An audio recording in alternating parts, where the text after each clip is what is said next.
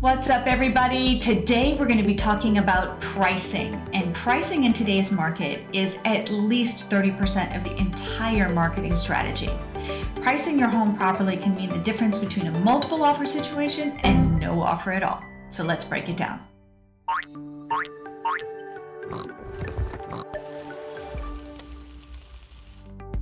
Number one, we're going to start with the micro. Look at the recent homes sold in your neighborhood. Now we want to look at the past 3 months, potentially the past 6 months. If you have a completely unique property, that is not what we're talking about, totally different conversation. So when looking at homes sold in your neighborhood, you want to look at the size of the home, the location of the home, and the upgrades.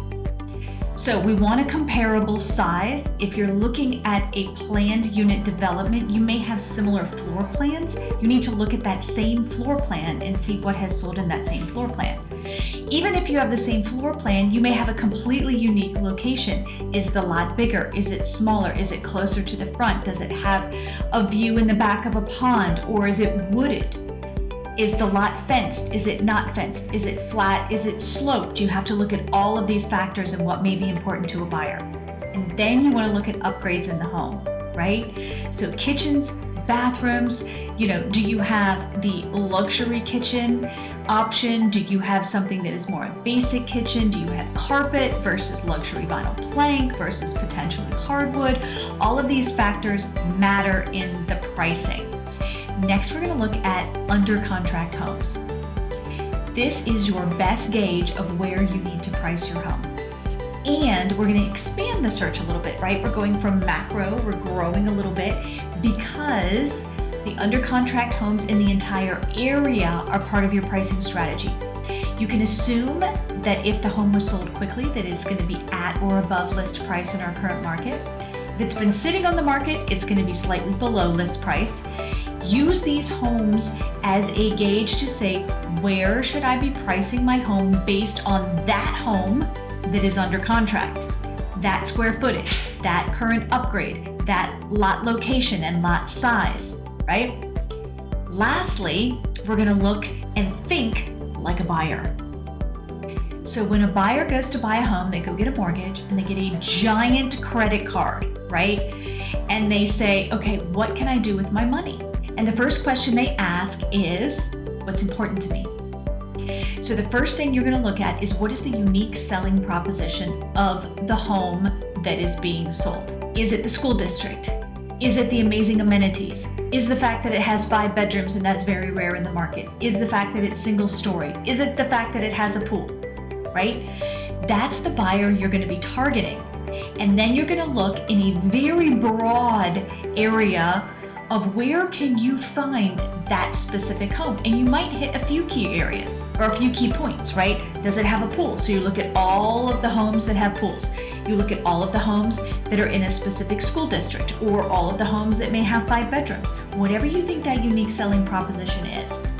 And then when you look at those active homes that are in comparison to the home that you have on the market, you then think, okay, if I were a buyer and I had a giant credit card, which home would I buy for what price? The goal is to be the best value on the market, not the lowest price, but the best value. For example, let's say you have mac-daddied your kitchen out. Your home is absolutely gorgeous, right?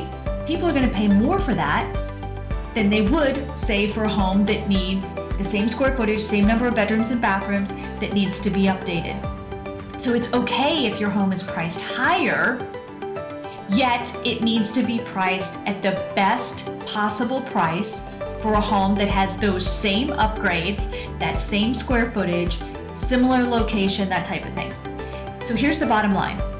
You're going to go from micro to macro in pricing your home.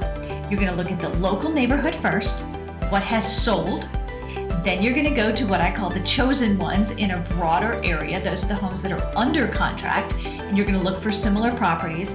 And then you're going to go to what's active on the market. What is your competition? When buyers are shopping, what are they comparing your home to? So here are a couple pitfalls. Number one, when you're looking at those active properties on the market, a lot of people think, oh, everybody wants to be in this particular neighborhood or everybody wants to be in this particular area. Well, no, they don't. So you have to be smarter than the average bear. You have to say, okay, if I wanted the most amazing school district, these are the 3, 4, or 5 areas of all of Charleston that I could potentially look at. If I wanted a home that was single story, right, that had quick access to the highway, where would that home be? So you've got to be smart. The second pitfall when pricing your home is assuming that you can price it high and you have time to drop the price. See, when houses are on the market first, they're juicy, they're hot, it's the new arrival, it's the coolest thing that's out there, right? And you have to capture all of that demand that has been sitting there waiting for the next home to hit the market, right? You don't want to be the home that's been sitting on the market because it's less valuable. Why? Because nobody's wanted it yet, right? Something is always more valuable when lots of people want it or you can't have it. That's the scarcity concept, right? That's why people say, oh, limited time sale and first come, first serve and all this other stuff, right? They want to create a feeling of scarcity. People want what they can't have. So you want to make sure that your home is priced right from the get-go so you capture the most buyers, you're going to get the highest possible price. Let's say, for example, you list your home for $1 million and you don't get any offers for 3 weeks. What is the likelihood that a buyer is going to come in and offer you $1 million?